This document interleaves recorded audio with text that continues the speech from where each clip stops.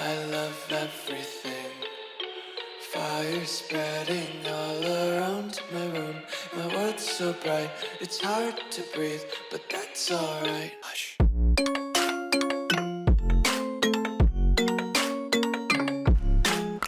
What's up, guys? Crumlinks here, and welcome back for another episode of Season 3 of Horus SMP. It is Episode 6, and as promised, we are back in the jungle working on our villager breeder. Now, as you can see, I've been doing a little work since the last episode.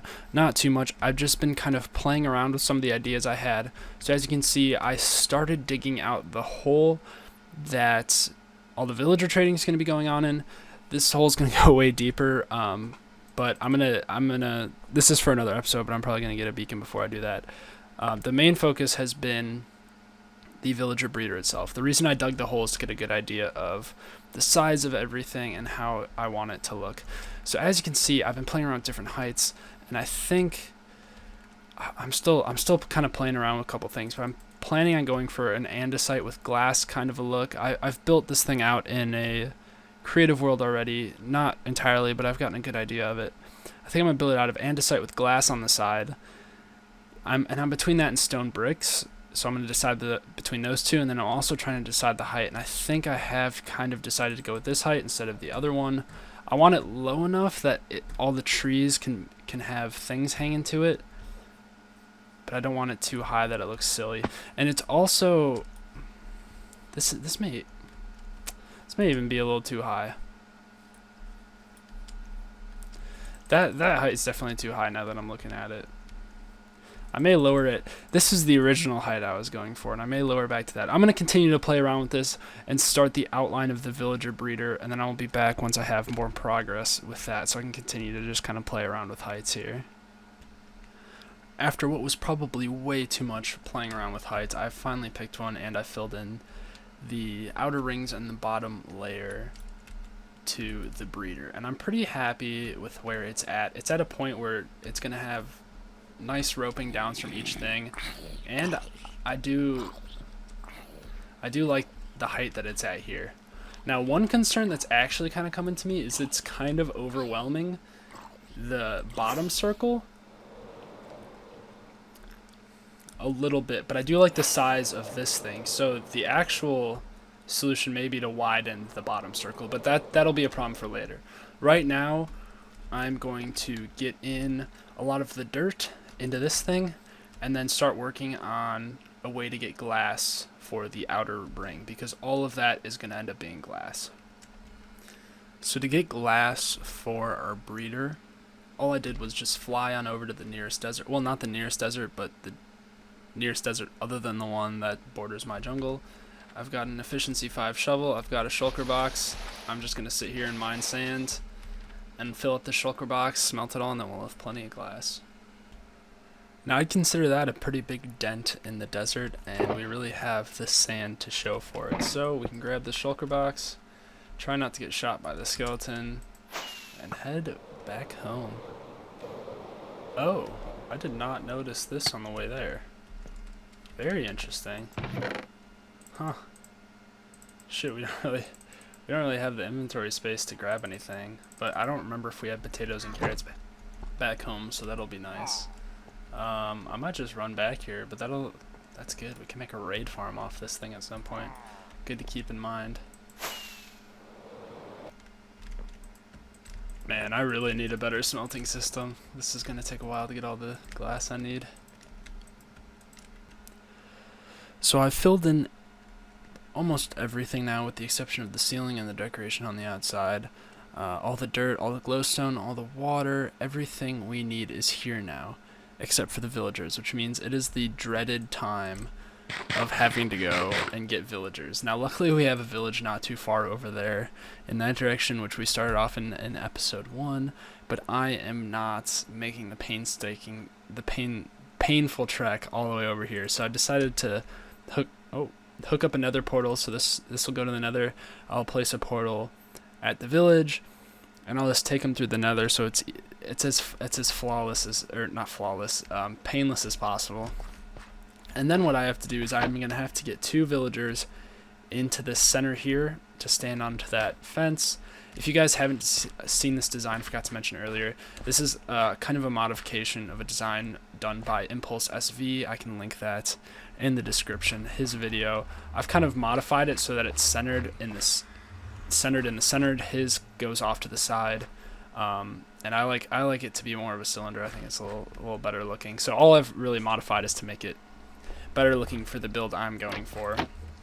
But I'll get 2 villagers in there, and then I'll have 2 more villagers on the outside here with composters so that they're farmers. This will all be tilled, and I'm going to split it. I think I've decided I'm going to split it in half. One half's going to be carrots, one half's going to be potatoes. What will happen is the farmer villagers will come up here, they'll toss the food to the 2 villagers in here. Those villagers will breed, and then they will make a baby villager. Now that baby villager is going to be too small for the the fence post, so he's going to fall down into a little chamber down there, and I'll show you guys what's going on down there. I'm going to sleep first because I did not light up the bottom. Oh.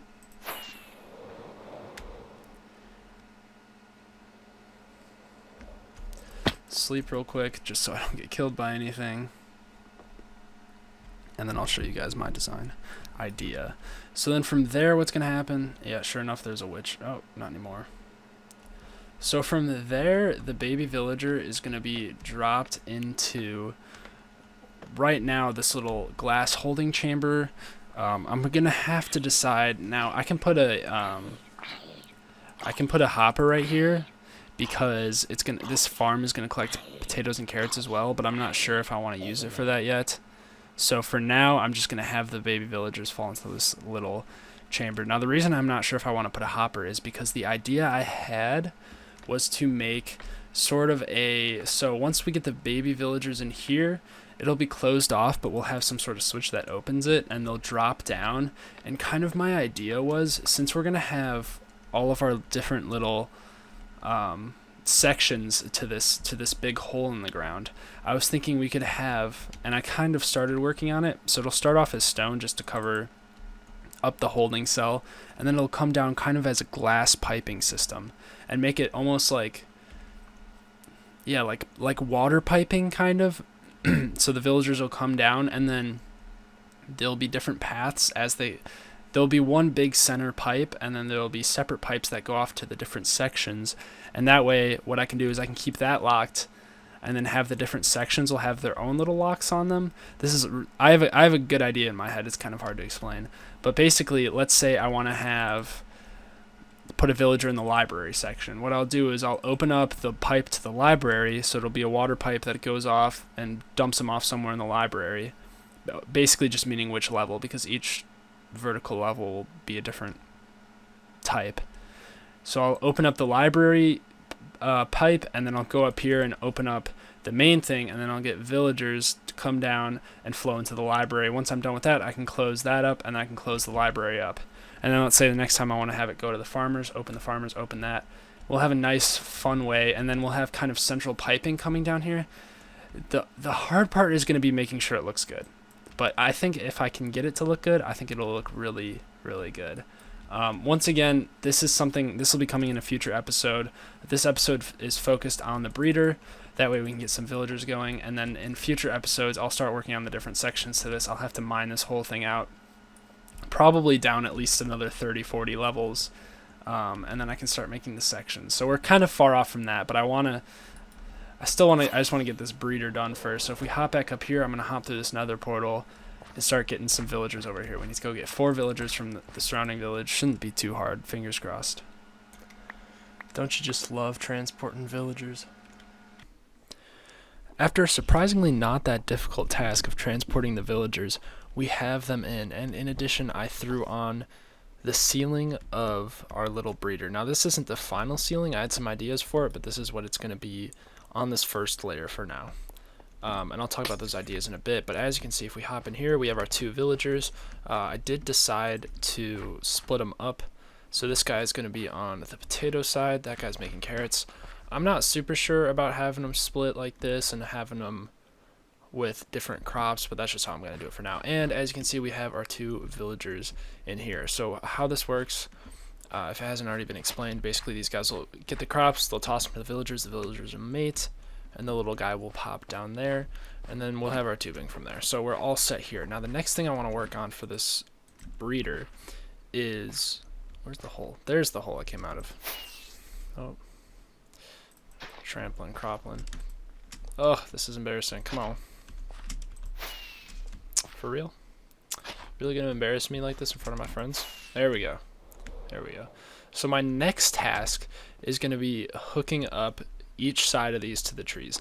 So the idea I had, as you can see, we have these little posts of bricks here. So the idea I'm thinking of implementing is I have a ton of leaves from all my leaf collecting from earlier, so I'm thinking we could have kind of almost like a vine sort of thing where it's kind of like swinging down and holding these, and then they connect to each of the edges, and I can do that on the four corners. And if that's not enough, then we can complete them on these sides as well. And then from there, what I'm going to do is I'm going to kind of have the vines wrap around each side and kind of wrap around the top to kind of give this thing a feel like it's a more modern build with all the glass and stone bricks, but it's been kind of overtaken by the jungle and all the leaves. So that's kind of the idea I have. What I'm going to do now is I'm going to start putting in some of these vine ideas on some of the outer trees to get a nice idea of what I want it to look like, and then come back once I'm kind of done playing around with that and I have kind of a base model. We can kind of fill in the rest of the vines, and we should have this thing fully supported above the air instead of having it just floating like it currently is. So here's the idea that I had. So like I mentioned, it's kind of like vines with the leaves coming down. I did it on these two sides, and then I also want the vines kind of overgrowing the breeder itself. Now, and then I'm also thinking of wrapping it around up top and doing the same on bottom. And I like the way it looks. I'm going to play around with it a little more. I think it looks better when it's a little wrapped around like here. And these things are kind of hard. This one's looking a little funky right in this area. These are kind of hard to make, but I think once we get a full 4 on there, it could look pretty good and pretty cool. And I don't know if I want the whole thing to be overgrown or just kind of like the edges to kind of make the arms stand out. Just kind of ideas I'm playing with, but I do like the idea of it kind of being suspended by these vines almost, and them kind of overgrowing the idea. Now another thing I'm going to do is I'm going to go in and replace some of the stone bricks here with mossy stone bricks. Is that what they're called? Moss covered stone bricks. I think that could be a nice improvement as well, to give the gray a little more contrast. So yeah, I'm gonna replace some of these with stone bricks and kind of finish out some of the vine layering, the overgrowth onto the breeder. And hopefully I should be back with all 4 done, and then from there I can decide if I want to do all 8. I don't think it's going to be I don't know. It could look cool if it's suspended from all 8. And when I'm saying all 8, I'm saying right now I'm doing the 4 cardinal trees, but I'm thinking of doing the in-between ones as well. So imagining a third one right there. I think it could look cool, but I'm not too sure. So I'll play around with it. I'll continue to play around. I should be back with another update with more vine growth. As you can see, we are done, and I think I can honestly say I'm pretty happy with this, with the way this thing looks. So I think I've set on. Let me get over to this tree. I think I've set on just doing the 4 branches. I mean, it's really easy to add 8 if we need to, but I do like the way this looks. Also, I like the way I wanted to cover the top with some of the vines, but I didn't want to completely unexpose it. And I want to say also, if I turn off my resource pack, and I might change this within my resource pack, but it looks a little better because the glass kind of forms into one. We'll see that in a moment. Come on.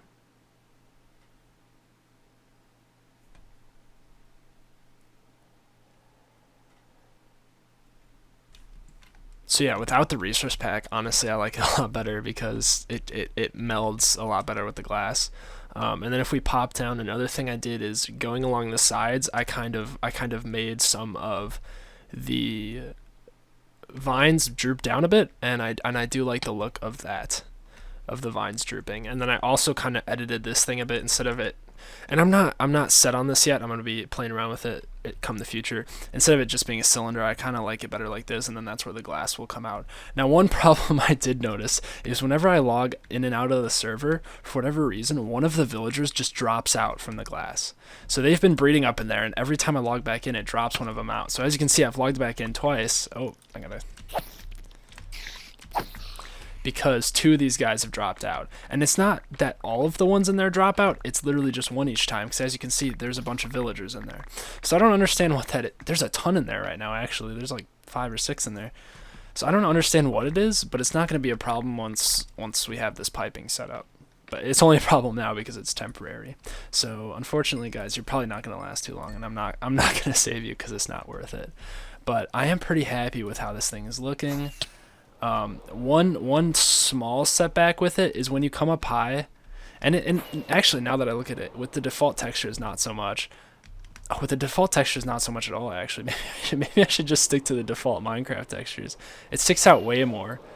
Because I noticed with my resource pack, when you come up here and try to get a good view of it, it really blends in with the jungle way too much. But now that I'm looking at it without the why is that?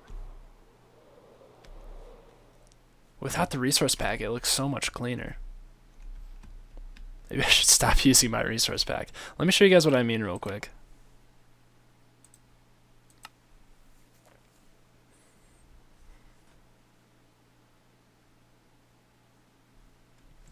Alright, so we're back with the texture pack. And when we come up here, I guess it doesn't blend in as much. I thought it blended in so much. It doesn't blend in too much, actually. It's alright. I think one thing I'm going to do is make glass merge in this pack, though, which shouldn't be too hard. But anyway, enough getting off track. Yeah, this thing is now all functional, only the villagers have nowhere to go. So the next thing to work on is making the rest of this hole, of course. Now, I'm thinking I'm gonna save the digging out for this later. I'm thinking for next episode, what I'm gonna do is I'm gonna go ahead and fight a wither and get a beacon going, so I can just clear this whole thing out in one go. And then also in that episode, start working on the layers. So for this episode, I'm thinking to finish it off, it's going to be a bit of a shorter episode. And then to finish this episode off, what I'm going to start working on is I'm going to set my idea for what I'm doing with this thing here. I'm going to start the tubing coming down, the villager tubing, just the very start of it, probably get to it to this level. And then I'm also going to start figuring out the border of this hole here, because I don't think I want it. I might want to just keep it grass. I haven't decided yet. I obviously don't want to keep it netherrack, so I'm gonna get rid of the netherrack and play around with the outside of the circle a bit. Kind of play around with that, play around with this thing here. I don't know. I'm torn. I kind of like it and I kind of don't. Anyway, I'll play around with that, and then I'll also get the start of the tubing, and then I'll be back. So I placed the finishing touches on this top part. I think it looks better. I think I'm going to stick with it. I like it.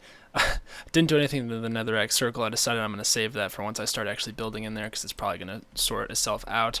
And I've started the glass column. Now, the reason I'm back in default textures is, once again, this thing looks better in default than in my Faithful pack. And I honestly, I'm a big fan of Faithful, but I think it looks nice like that.